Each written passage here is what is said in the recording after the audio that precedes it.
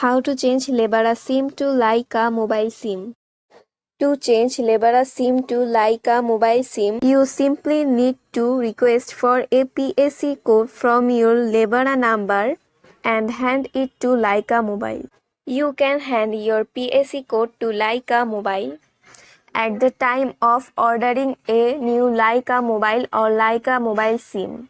You can also do this after you have received your order. It's up to you.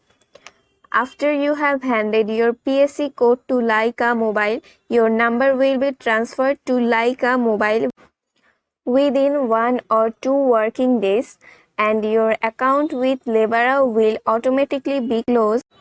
Requesting a PAC code from Lebara is quick and easy. The easiest way to do is via text. From your Lebara number, text PAC 265075 for free. You will receive a reply within 2 minutes containing your PAC code. Thanks for watching.